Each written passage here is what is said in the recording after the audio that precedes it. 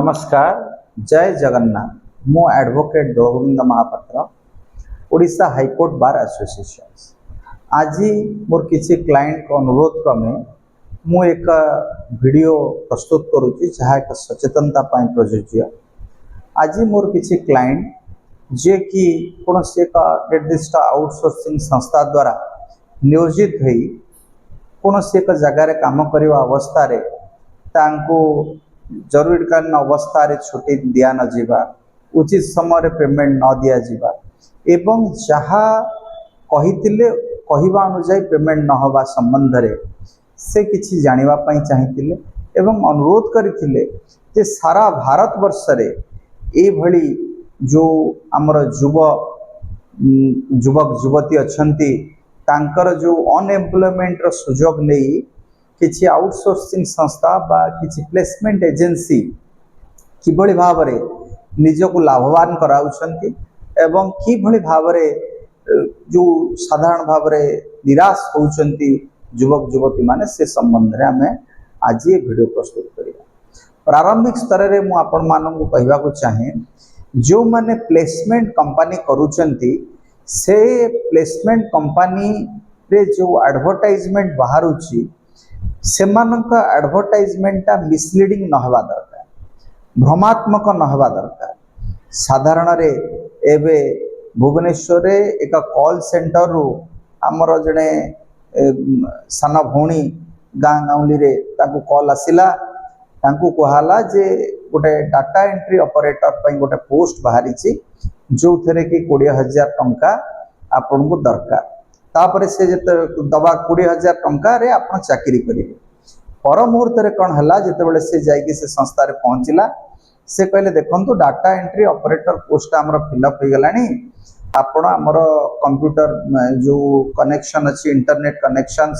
Management रे रुहंतु से जिते तापर कहले जे देखो आपण ए संबंध रे गोटे कोर्स करने को पड़ो से कोर्स बाबद आपण को 50,000 टंका देला परे आपण 3 मास रे कोर्स कंप्लीट कर देबे तापरे आपण पुणी पुनर्बार आमरी पाखे आम द्वारा नियोजित अन्य संस्था रे रही मासक 20,000 कमे पारिबे। जेहेतु से बेरोजगारी तेणु से तांको कथारे भरोसा करी तांको माँ बापा को कौन प्रकार कन्विन्स करे कौन से एक प्राइवेट संस्था रो लोन आनी से कौन कले ना से कोर्स कंप्लीट कले जेतेबेले कोर्स कंप्लीट हो जाउची जेतेबेले से कोर्स बाबद रे जानुचंती तापरे कहा जाउची तुम घरे था कोर्स तो सरीगला सर्टिफिकेट पाइल आउ जेतेबेले कोनोसी जगह रे ए भलिया पोस्ट बाहरिबा आमे खबर दो खाली से नुहे ए भली लक्ष लक्ष युवक युवती मानकर बेरोजगार रो फायदा उठाइबा को जाई गोटे कॉल सेंटर करी सेठी किछि झियो मान को बसई विभिन्न प्रकार मिथ्या प्रलोभन देई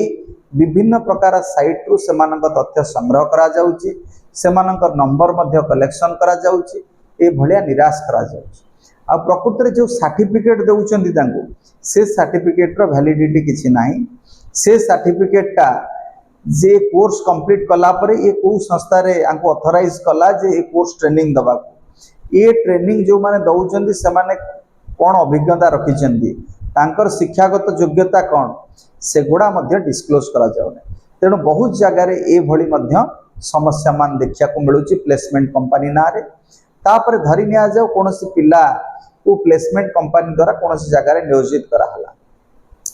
आडे एमानंग ठारू 50,000 कोर्स बाबद रे कलेक्शन कले साडे कहिले मासु 20,000 दिया जीवो इंस्टाग्राम रे ऐड करी अपलोड करतले तापर कोन कले ना से बाबद रे कोन कले ना ताकू गोटे जगह रे नेकी छाडिले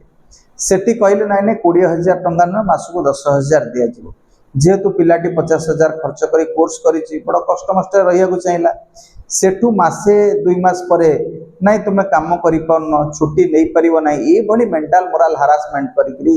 तांको सेठू बाहर कर दिया जाउ जेते बेले केही अभियोग करूची आज्ञा मो 50,000 टंका दे कोर्स कली आपण मते 20,000 कहितिले से जगह नै छाडिले 10,000 से दउथला गोटे मास देइची तापरे 2 मास काम कली 3 मास काम कली से पैसा देला नै एबे बाहर कर दउची से कहले नाही तुमे काम करि परल नै बाहरी गलो आमे केवल प्लेसमेंट कंपनी करिछु तुमको प्रॉपर्ली ट्रेन करिवो आ तुमको नैगिरी जो जगह नियोजित करिया कथा करिवो तेणु तुम से सफल हलन यही भाव में ठकईर गोटे नूतन फंडा से माने बाहर करिसेंती। ए प्लेसमेंट कंपनी नियुक्ति दवा ना रे पिला को डकेइबा समस्त प्लेसमेंट कंपनी मो कहूने किसी निर्दिष्ट प्लेसमेंट कंपनी पिला मानकु डकेइबा गाँ गाँवली रु आ सेमानकु ए कोर्सटा शिख से कोर्सटा ट्रेनिंग निय किंतु से कोर्सटा ट्रेनिंग जाइए कौटी नब ना आमरी पाखे नब आमे माने दबु आम पाखे फैकल्टी अच्छा आम पाखे इंस्टीट्यूशंस अच्छी प्रत्यक्ष भाव विभिन्न संस्था को ये पिला जोगेकरी पैसा सेपटे नेले आ जो पिला मिथ्या प्रतिश्रुति दे चाकरी ना आनी जदि कहीं बाध्य कला एमती जगह रखेबे तारी से 50,000 टंकार मसे 1.5 मास 2 मास काम कर मासिक 10-12 हजार दे से ठकी चले।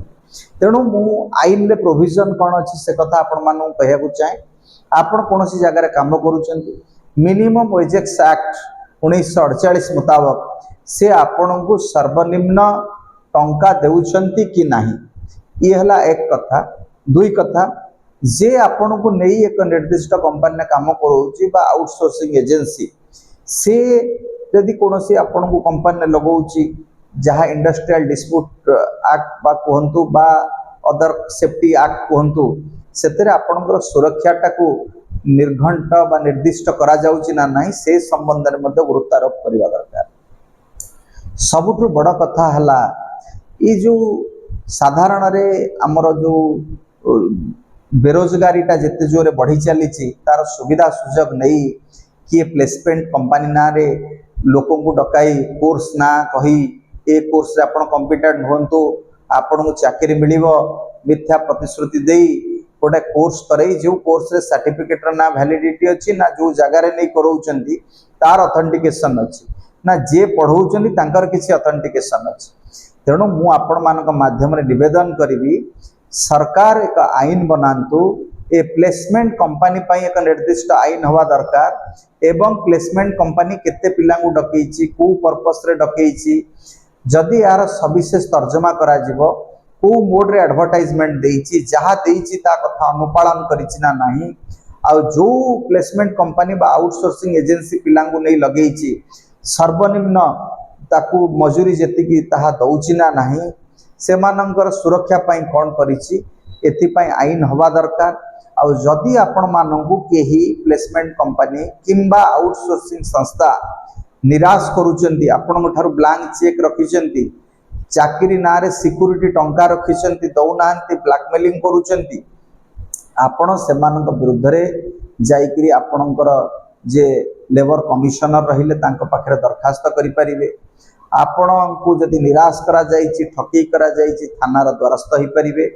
एवं से प्लेसमेंट कंपनी बाबद रे सविशेष तथ्य स्थानीय अधिकारी पाखरे अच्छी ना नहीं देखि परिबे।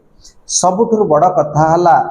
जेते बेले एते प्लेसमेंट कंपनी एते आउटसोर्सिंग एजेंसी